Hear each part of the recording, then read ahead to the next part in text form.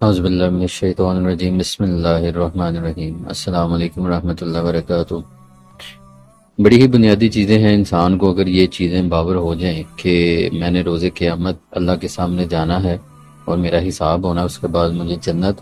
یا جہنم میں پھینکا جانا، یہ سائیکی کلیئر ہونی اتنی ہی ضروری ہے جتنی کہ اور کوئی چیز بھی نہیں ہے۔ جب یہ چیز کلیئر ہو جائے گی تو چھوٹے چھوٹے مسائل جس میں ہم کرتے ہیں کہ نماز کیسے پڑھنی ہے، روزہ کیسے رکھنا ہے، پردہ کیسے کرنا ہے، کاروبار کیسے کرنا ہے، وہ بہت ہی چھوٹے ہو جاتے ہیں، کیونکہ انسان اللہ کے سامنے اپنے آپ کو سرنڈر کر دیتا ہے۔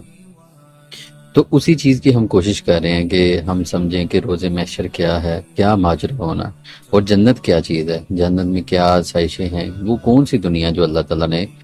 اپنے نیک بندوں کے لیے، اپنے فرمان بردار بندوں کے لیے بنائی ہے۔ انہی چیزوں میں سے ایک چیز ہے قیامت، اس کا ماجرا ایک بہت بڑا ماجرا ہے۔ ہم دیکھتے ہیں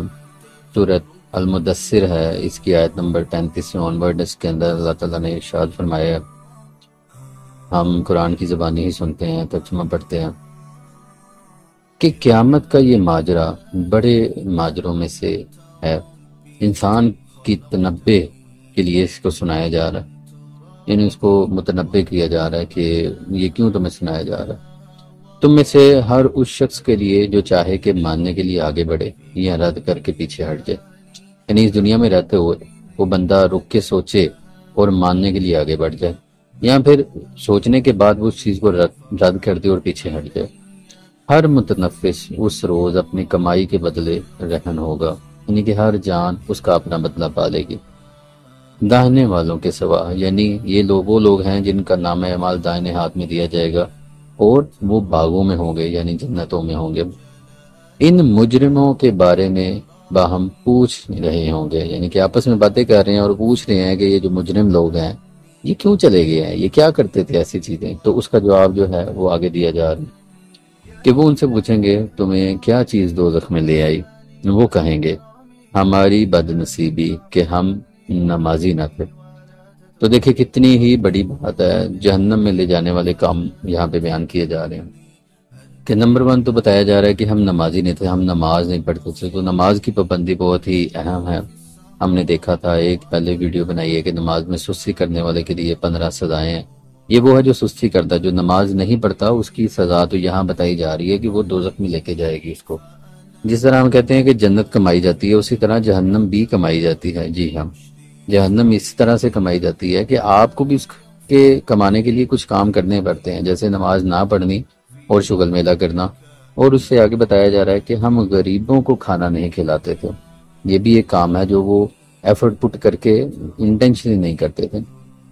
اور کٹ حجتیاں کرنے والوں کے ساتھ ہم بھی کٹ حجتیاں کرتے تھے، یعنی کہ فضول بحث مباحثہ شغل میلہ کر رہے ہیں، فضول کام جو لوگ کر رہے ہوتے ہیں۔ ایک بندہ جا رہا ہے مارکیٹ تو اس کا دوست اس کے ساتھ ویسے ہی جا رہا ہے، کیا جی میں بھی تمہارے ساتھ ہوں، کرنا کچھ نہیں ہے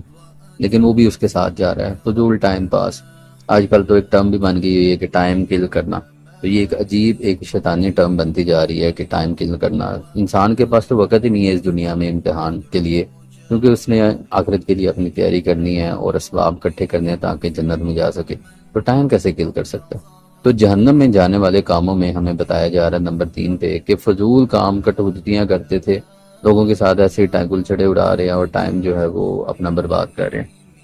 اور کیا کرتے تھے؟ بدلے کے دن کو جٹلاتے تھے،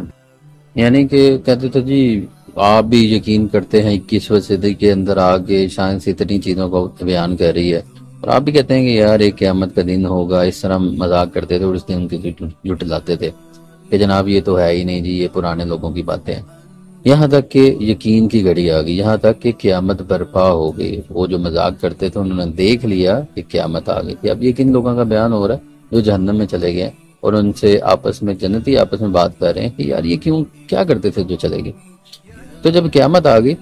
تو آگے بتایا جا رہا ہے کہ تب ان کی شفاعت کرنے والوں کی شفاعت ان کے کچھ کام نہ آئے گی۔ دنیا میں رہتے ہوئے وہ آپس میں یہی باتیں کرتے تھے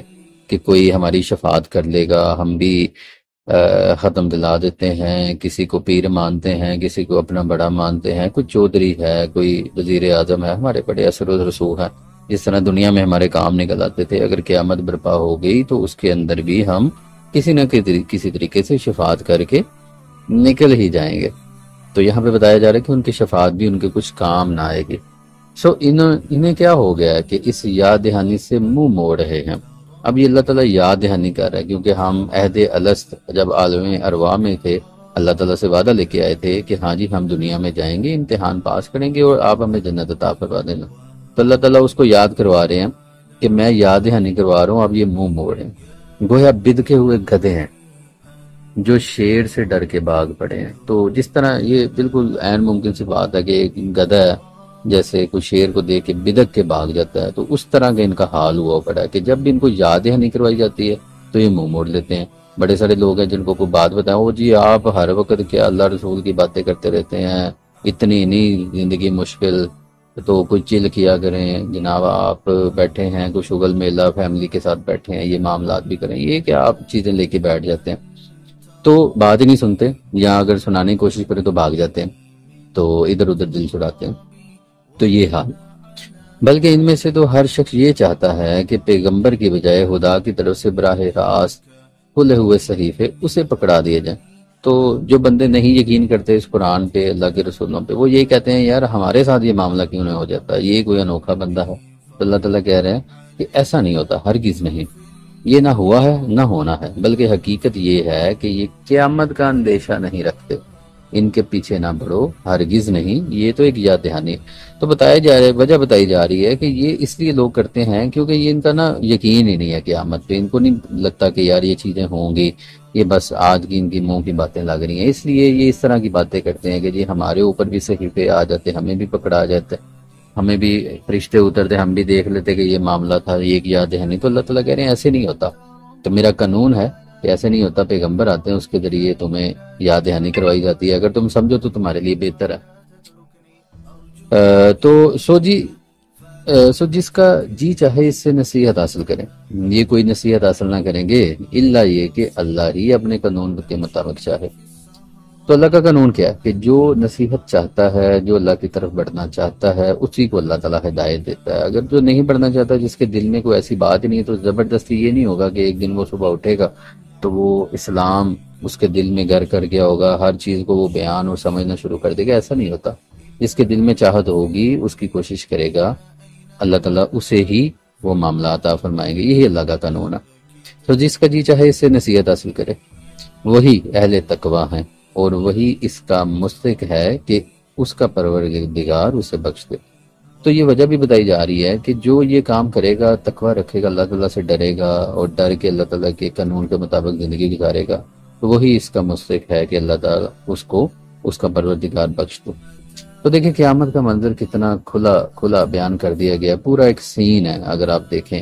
تو، بلکہ ایک سین نہیں، ملٹیپل سین ہے، ایک پوری ایک کہہ لے کہ ایک سچویشن کریٹ کی گئی ہے اور بتائی گئی ہے کہ یہ اس طرح سے ہوگا، اور یہ میرے اللہ کا کلام ہے، بالکل بے آئی نہیں، ایسے ہی ہوگا انشاءاللہ.